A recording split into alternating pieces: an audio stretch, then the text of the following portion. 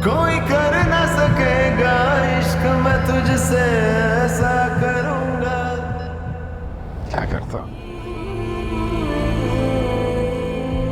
कोई सामने आके मुझे चैलेंज करेगा तो मैं क्या करूंगा?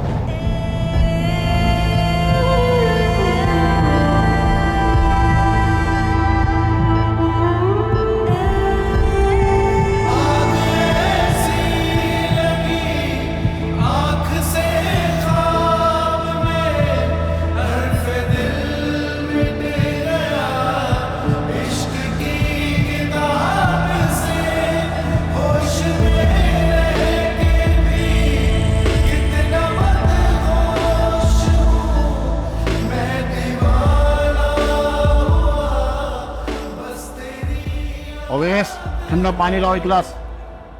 देखिए साहब मुझे ठंडा पानी नहीं चाहिए, बस मैं जो कह रही हूँ आप वो कर दें। करेंगे, वो भी करेंगे जो आप कह रही हैं। आप पानी शानी पिए, मैं बस अभी फोन करके हाजिर होता हूँ। अगर आप फोन कर सकते हैं तो मैं भी एक फोन करूंगी, जिसके बाद आपको खासी मुश्किल हो जाएगी।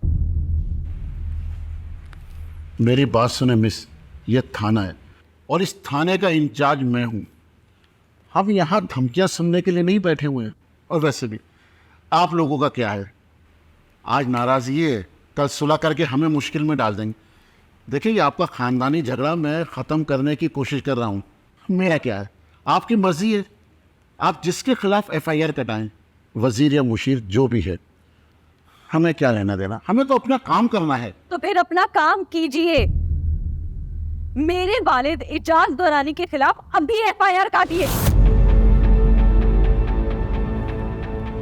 ओवेस, एक गिलास ठंडा पानी और लो।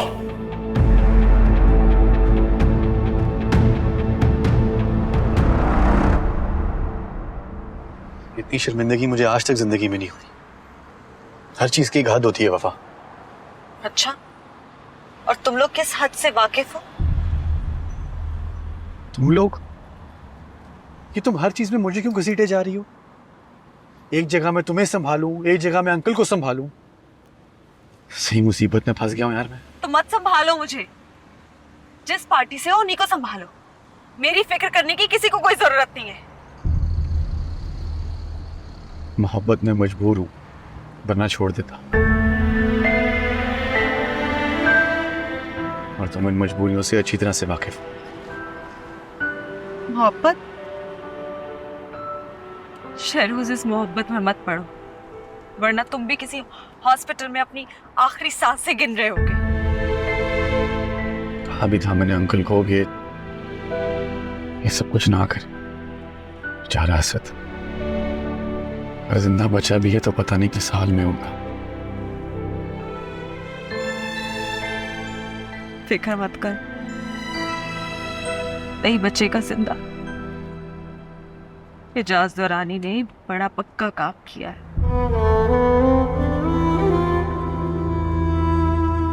ये मत बोलो कि अंकल ने ये सब कुछ तुम्हारी मोहब्बत में ही किया।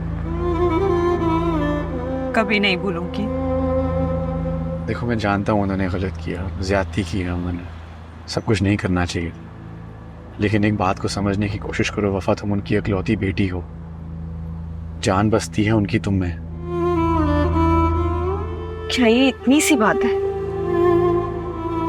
किसी और के बेटे को जान से मार डाले वो कोई बड़ी बात नहीं है। तुम जो कह रही हो बिल्कुल ठीक कह रही हो, मैं एग्री कर रहा हूँ तुम्हारे साथ। लेकिन ये मत भूलो कि उन्होंने ये सब कुछ तुम्हारी मोहब्बत में अंधे होकर किया। और मैं तुमसे रिक्वेस्ट करता हूँ कि खुदा का वास्ता है, तुम असद के प्यार में अंधे होकर कोई एक्सट्रीम स्टेप मत लेना। शहरोज, अगर ये तुम्हारे साथ भी हुआ होता तो मैं यही करती, डैड के खिलाफ FIR कटवाती। इसके लिए मुझे तुम्हारे प्यार में अंधा होने की जरूरत नहीं है। ये बहुत समझने की कोशिश करो, सिर्फ इंसान होना काफी है। समझ रहा हूँ, रिलैक्स।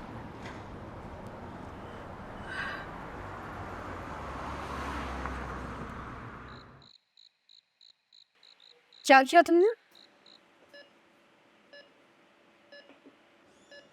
वही जो करना चाहिए था। FIR लिखवाइए मुजरिम के खिलाफ। बिल्कुल पागल हो गई हो बताओ। वो तुम्हारे डैड है, क्या तमाशा बना रही हो? कोई एहसास भी है तुम्हें या नहीं? जानती हो ना क्या स्टेटस है उनका, क्या पोजीशन है, क्या नाम है उनका? हाँ तो क्या इसकी वजह से वो किसी को भी राह चलते को उठाकर उसका ये हश्र कर सकते हैं? वो जिसका ये हश्र किया है उसके घर वाले में कोई एक्शन नहीं ले रहे। उसके वालिद वहां बैठे तस्बीह पढ़ रहे हैं और तुम थाने पहुंच गई।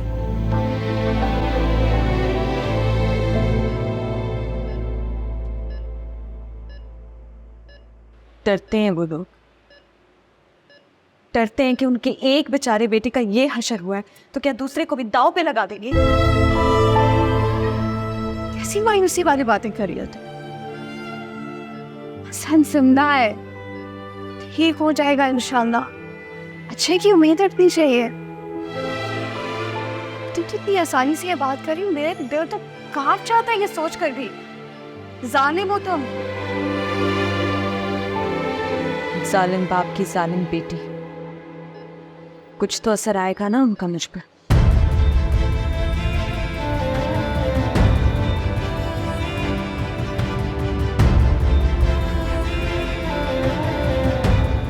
देखो वफा, तुम कुछ देर घर चले जाओ, तुम आराम कर लो, कुछ दवाई खा लो। तुम्हें सब बहुत शौक है। हसरत को छोड़ के कहीं नहीं जाऊंगी।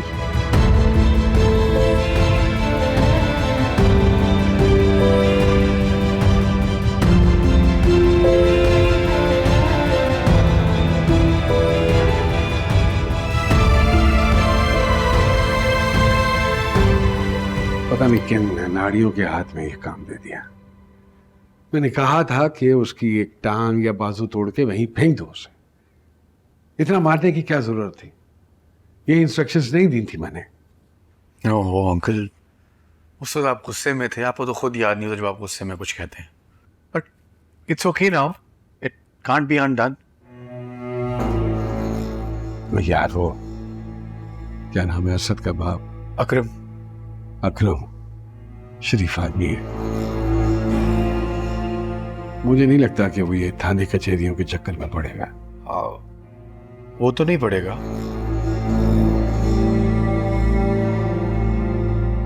लेकिन वफा पढ़ सकती है। थाने गई थी वफा, बट मेरी कमिश्नर से बात हो गई थी, मैंने उसको सब इंस्ट्रक्शंस दे दी थी। वफा को लगता है कि SHO ने आप पे खिलाफ FIR काट दी, बट ऑब्वियसली वो स्टूपिड नहीं है कि वो एजाज दुरानी के खिलाफ FIR काटे। ये दिन भी देखना था मैंने, मेरी अपनी बेटी मेरे खिलाफ FIR कटवाएगी।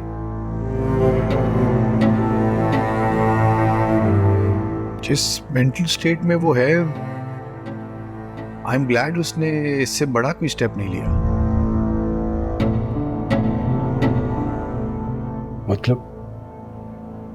मतलब अंकल वो खुद को भी नुकसान पहुंचा सकती थी।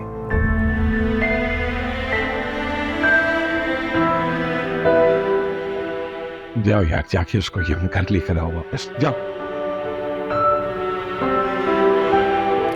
वो तो नहीं हिलने वाली, असद के पास बैठी है।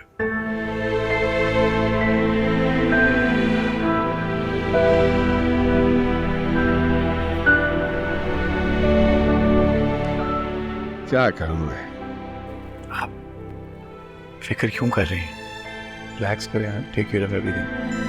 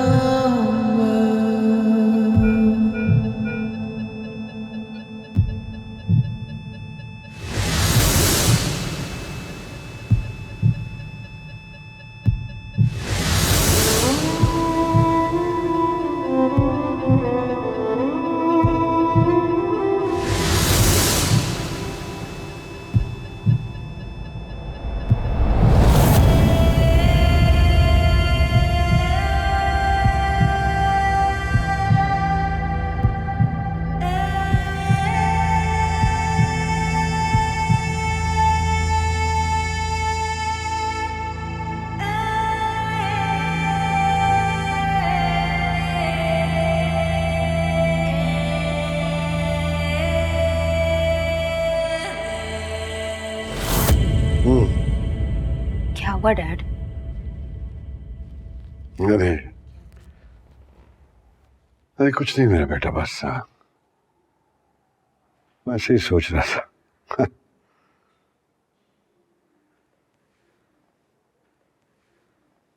एक बात बताओ मुझे, तुम्हें कभी ऐसा महसूस हुआ कि तुम्हारा ये बाप किसी की जान दे सकता है या किसी पे जानलेवा हमला करा सकता है? तुम्हें कभी महसूस हुआ ऐसा? नहीं डैड। स्पेशली उस लड़के को, क्या नाम है, खुदा न खास्ता उसकी जान दे सकता हूँ। नहीं डैड। तो फिर इसने कैसे सोच लिया ऐसा?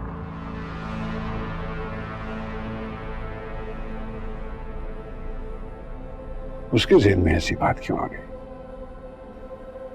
शक करती है वो अपने बाप पे।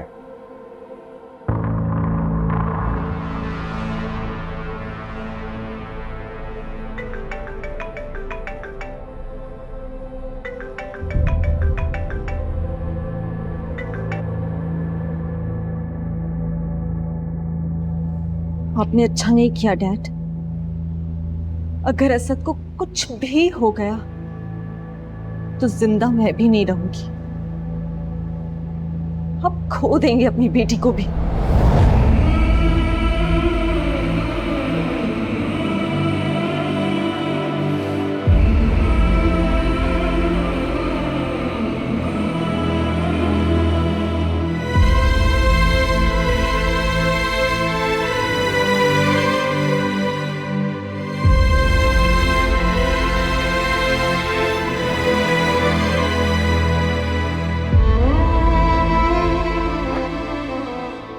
क्या कह रही थी वफा?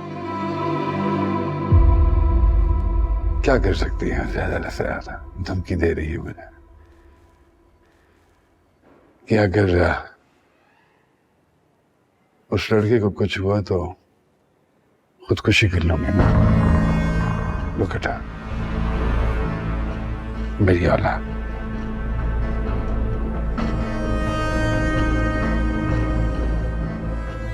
मेरी बेटी मुझे ही धमकी दे रही है।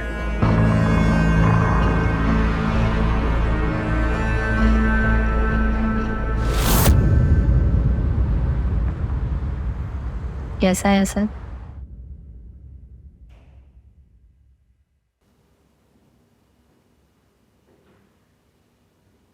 जिंदा है? लगता तो नहीं जिंदा, मगर मुर्दा भी नहीं लग रहा। गन से इलेक्ट्रिक शॉक दिए, जिसकी वजह से स्किन थोड़ी सी जल गई।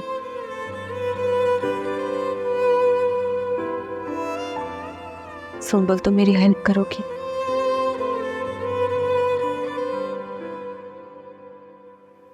हाँ, कहो कैसी हेल्प? तुम थी ना उस दिन वहां जब असद एयरपोर्ट के लिए निकल रहा था, डैड से मिलने आया था, तुमने देखा था ना?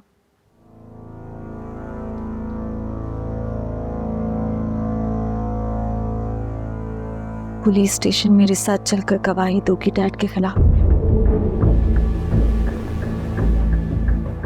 गवाही डैड के खिलाफ?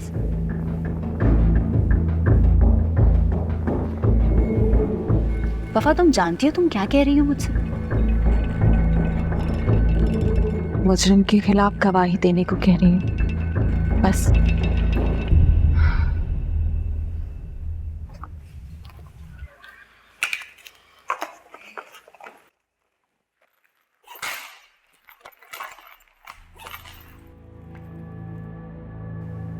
डैड का ब्लड प्रेशर कल रात अचानक हाई हो गया था।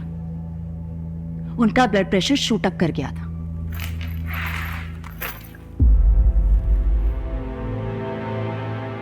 बच्चों की तरह छुप छुप के खाना खाते हैं, पता है तुम्हें? जबकि डॉक्टर ने कितना सख्त परहेज उनको कहा है। कल खान साहब बता रहा था, छुप के अपने लिए स्टेक बना रहे थे। पता है ना बेफ कितनी सख्ती से मना रहा हूं?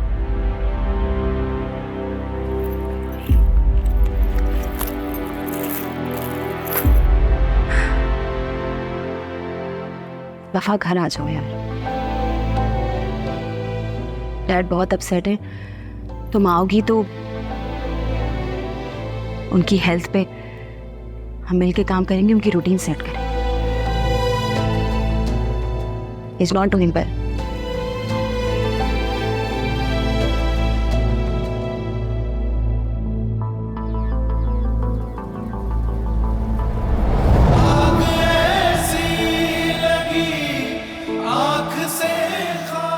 अपना ख्याल रखो एंड कम बैक।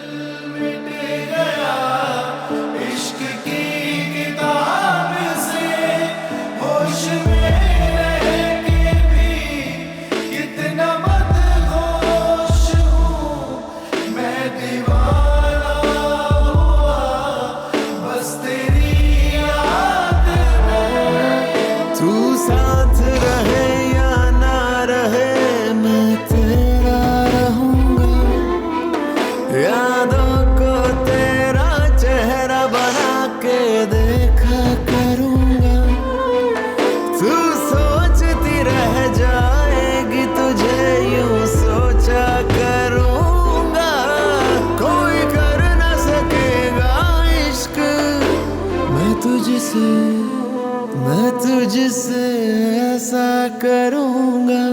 तेरे लिए तू देखना खुद से भी मैं लड़ जाऊंगा, जिंदा रहे तू इसलिए मैं शहरों से आपकी खड़ी ले लो। मर जाऊंगा। कुछ समझ नहीं आ रहा है मैं क्या करूं। मैं कौन हूं, कहां हूं, किसके साथ हूं, किसके हक में हूं।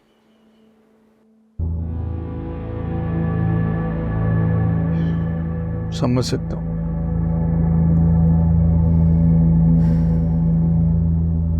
मेरे अपने पापा भी आज जिंदा होते ना, तो वो मेरा उस तरह ख्याल नहीं रखते जिस तरह डैड ने रखा है। कौन कह सकता है कि वो मेरे बाप नहीं है, मेरे चाचा है। जो भी है, एजाज अंकल ने इस फैमिली को सपोर्ट बहुत किया। अम्मी अब्बू के जो मर्जी झगड़े उनके साथ हूँ, जितनी मर्जी सीरियस लड़ाई हो, मेरे साथ तो वो हमेशा बहुत फेयर रहे। अब आप देखें ना, आपके पेरेंट्स के साथ उनके कितने झगड़े थे, लेकिन आपने तो कभी भी नहीं सोचा उनसे बदला लेने का। और वफा, अब वो मैं डैड के साथ ऐसा कैसे कर सकती हूँ? एजाज अंकल ने उस वक्त जो भी किया लाइन क्रॉस कर दी, और इस वक्त तो टोटल मेस। शहरोज आप बात करें ना, वफा से समझाएं उसे। मैं मुझे तो कुछ समझती नहीं है वो, जो समझाता हूँ उसका उलट ही करती है। इस वक्त वफा को कोई कुछ नहीं समझा सकता, उसको छोड़ दो। तो क्या करें? उसे करने दे वो सब जो वो करना चाह रही है। डैड के खिलाफ गवाह इकट्ठी करते फिर रही है वो। दुश्मनी मोल लेने दें उसको। जो कुछ ये दोनों कर रहे हैं, कुछ दिन करने दो, सब कुछ ठीक हो जाएगा। हम दोनों इसमें नहीं पड़ेंगे।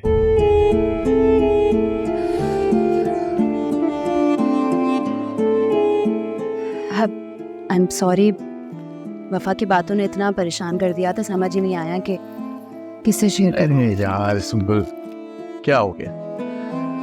You can always count on me. जब भी कोई बात करनी हो आ जाए करो मेरे पास। 2 मिनट वेट करो, मैं चेंज करके आता हूँ, मैं तुम्हें घर ड्रॉप कर दूंगा।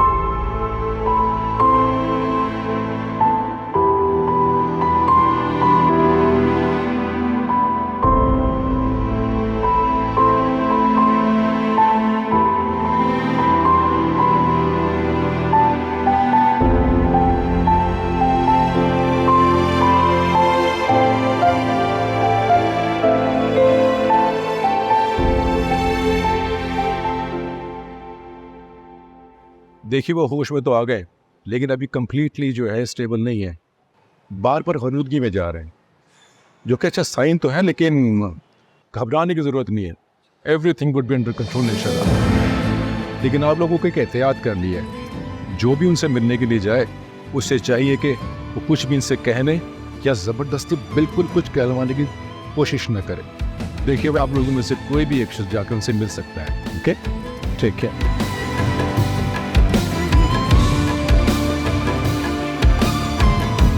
समझा, चल मिल ले जाके उसको।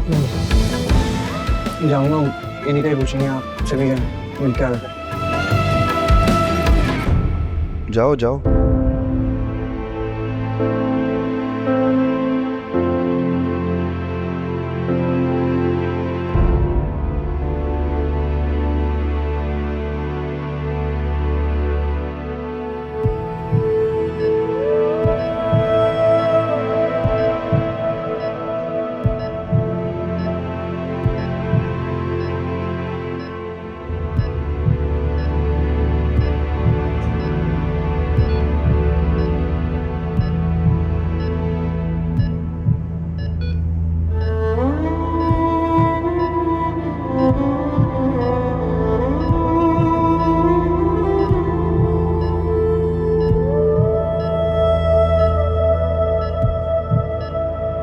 मैं रहूं या ना रहूं, ख्वाबों में आया करूंगा। कोई कर न सकेगा इश्क, मैं तुझसे ऐसा करूंगा।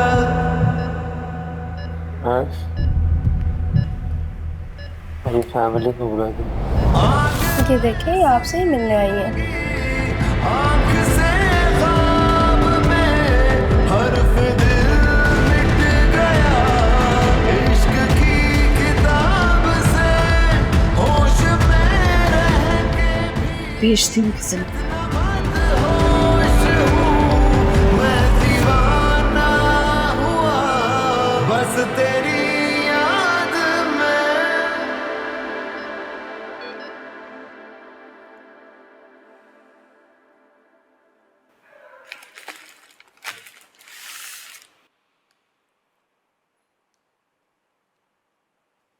भूख नहीं है मुझे।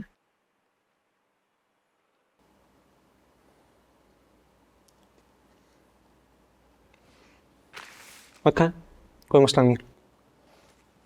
आपकी तरह ना हमारा बाप अमीर नहीं है या करोड़पति। ये खाना पसंद नहीं आया, अच्छा नहीं लगा तो उठा के डस्टबिन में फेंक दी।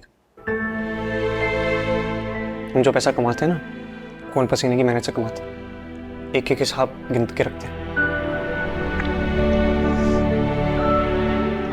और ये जो ड्रामा करी ना भाई के सामने, इसकी हमें बिल्कुल जरूरत नहीं। Thank you. ये सब चीजें मैं इसलिए पूछ रहा हूँ ताकि कल को भाई को शिकायत ना हो किसी चीज की।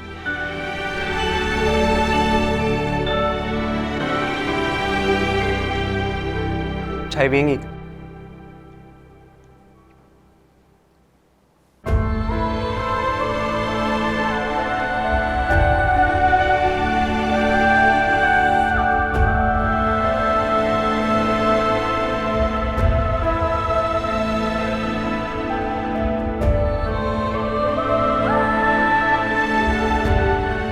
Thank you.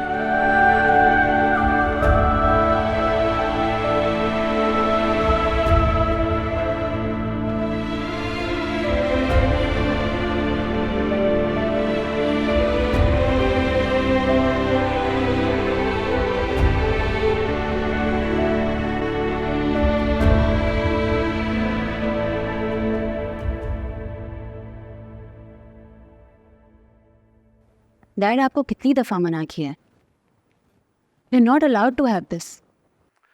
आई नो, लेकिन पहला सिगरेट था ये मेरा आज का। डैड एक भी नहीं। और ये आपको दिया किसने है? मैंने पूरे स्टाफ को मना किया था कि आप मांगे भी तो आपको ना दे। नहीं नहीं, ये तो पिछले महीने का पड़ा हुआ है मेरे पास। वैसे बाय द वे, अगर सुबह सुबह एक सिगरेट पी लूंगा और मेरा दिल बहल जाएगा तो किसी का क्या जाता है बच्चे। Dad, no means no. उफ, बेटियां कम और माएँ ज्यादा मैंने पैदा कर ली है लगता है। हाँ, वो आया उसका कोई फोन या मैसेज? हमाद और नवीन से बात हुई थी, वो बता रहे थे कि 1 सेकंड के लिए भी हॉस्पिटल से नहीं हिल रही है। डैड इस तरह तो वो अपनी तबीयत खराब कर लेगी। I think you should talk to her. No not at all, बिल्कुल भी नहीं। अगर इस तरह की धमकियां देकर वो ये समझती है कि मेरा दिल पिघला लेगी तो she is very sadly disturbed. मैं इस तरह ब्लैकमेल नहीं होने वाला उसकी इन बातों में आके। मुझसे अपना शौक पूरा करना है, कर ले, क्या फर्क पड़ता है। बट यू नो व्हाट, वो ये शायद भूल रही है कि जिस दिन उसके बाप का साया उसके सर से हट गया ना, ये अकरम कलर का खानदान ऐसे गायब होगा कि ढूंढती रह जाएगी। I said no means don't.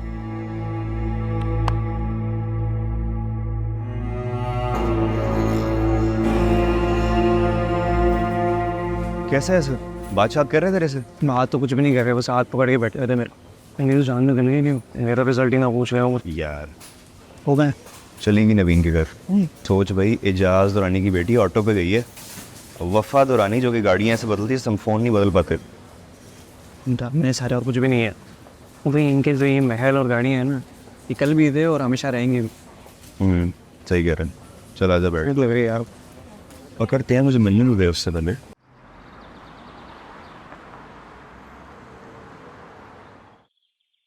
किसी मौजे से कम नहीं है असद का बचाना।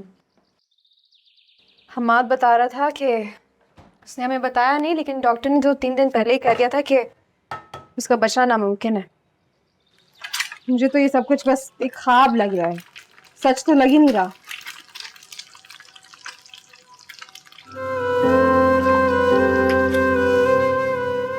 वफा,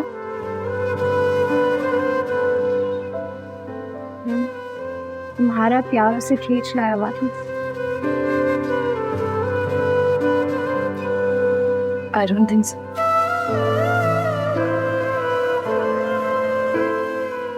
बहुत मजबूत इंसान है। इतना आसान नहीं था एजाज दौरानी के लिए इसे खत्म करना। चलो, एक तरह से एजाज अंकल भी रिलीफ में होंगे कि असद बच गया, तो ऐसे उनकी भी बचत हो जाएगी। अब सब कुछ छोड़ो, खाना खाओ, अब खत्म करो यार, आ जाओ। नवीन,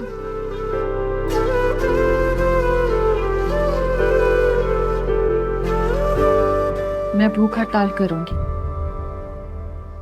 एजाज दौरानी के घर के बाहर करूंगी। What? बेटा, अभी मैं जिंदा हूँ, अपने बेटे के इलाज का खर्च मैं खुद उठा सकता हूँ। 2-3-4 करोड़ जो आपके पास रखे हैं ना, उनको संभाल के रखे हैं। वो भाई करोड़पति ना सही, लेकिन तेरा बाप एक गैरतमंद इंसान है। गैरत की मार्केट अपन डाउन चल रही है, कोड़ियों के नाम पे बिक्री, क्या करेंगे आप? बॉस बंद कर तो क्या करूं? उस शख्स से अपने बेटे का इलाज करो जिसने मेरे बेटे को इस हाथ तक पहुंचाया। करवाए ना, कौन मना कर रहा है आपको? पता है उनकी हालत देखिए क्या हुई है आपको, पता नहीं कब उठेंगे बिस्तर से। अब जो भी अखराजात हैं, जो भी उनकी जिम्मेदारी है, वो एजाज दौरानी को उठाने दें। अपनी हद में रह अनवर, तुझे बता रहा हूं। अब तो तेरी ये बात है, तेरा भाई इस बात की इजाजत ही नहीं देगा। अल्लाह करे उनको इतनी अकल आ गई, वो मार खा खा के। क्या बकवास की तूने? अब मैं नहीं दूंगा यार इसे। अब भाई की बात, घर का बड़ा मैं ही हूँ ना, बताएं मुझे। हाँ, तो मुझे सारी जिम्मेदारी लेने देना। आप इधर दे, भाई मुझे लेने दे। बात सुने, अब आप अपना इलाज भी कराएं, अम्मा का भी करवाएं, उनके घुटने का वो मसला ना आप करवाएं, एजाज दौरानी उठाएगा।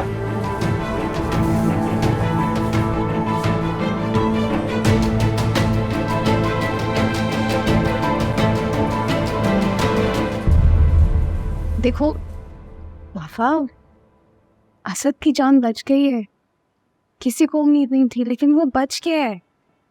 ये सब खत्म करो यार। और एजाज दौरानी कोई ऐसा वैसा इंसान नहीं है, तुम जानती हो ना कि उनका क्या स्टेटस है, क्या रेपुटेशन है उनकी। पता है? नहीं, तुम्हें नहीं पता। तुम जिस दुनिया की रहने वाली ना, तुम लोगों को बाहर की दुनिया का नहीं पता होता। अब यार बस करो, सब कुछ सही हो गया, आखिर वो तुम्हारे बाप है यार। क्या खत्म करूं? क्या ठीक हो गया है? असद की जो हालत है वो मैंने देखी है। मैं तो ये भी नहीं जानती कि वो अपनी जिंदगी में दोबारा नॉर्मल होगा भी या नहीं। हो जाएगा वो नॉर्मल, सब ठीक हो जाएगा। अब देखो कौन कह सकता था कि वो बच जाएगा। कितने दिन लगेंगे? कितनी उम्मीद है? तुम अच्छी तरह से जानती हो मैं, असद का भाई, उसके माँ बाप, असद खुद किस ट्रॉमा से गुजर रहा है। और मेरे डैड इतनी आसानी से इस चीज से निकल जाएंगे, केस विथड्रॉ हो जाएगा। क्या इतना आसान है कि एक इनोसेंट आदमी को कत्ल कर देने के बराबर उसका टॉर्चर किया जाए? और फिर वो इंसान इस सब चीजों से निकल जाए, क्यों? क्योंकि वो इस मुल्क के अमीर लोगों में शामिल होता है, इसलिए। अब देखो अनवर कह रहा था कि अंकल एजाज दौरानी के साथ मसलहत पर तैयार है।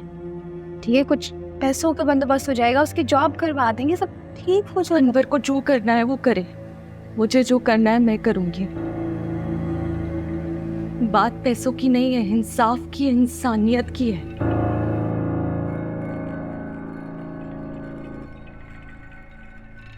देखो, think with a clear head. ये सब हो जाने के बाद शायद अंकल तुम्हारी असद के साथ शादी पर राजी हो जाए।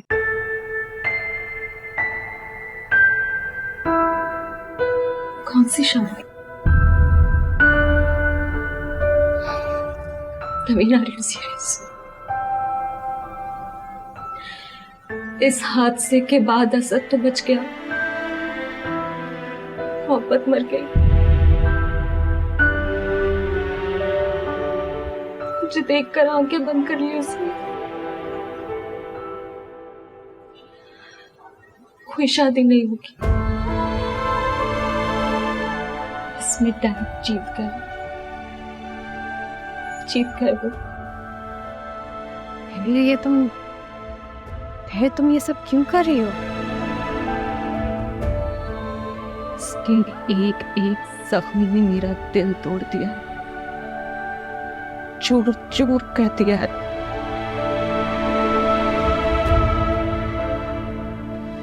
कौन सी शादी, कौन सी मोहब्बत, कौन सी वफा? जो उसके लिए घर से भागी थी वो लड़की मर गई।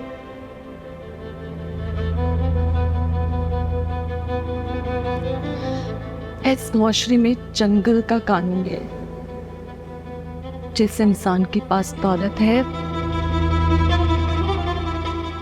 किसी की भी जिंदगी तबाह बर्बाद कर सकता है। और मैं इसके खिलाफ प्रोटेस्ट करूंगी।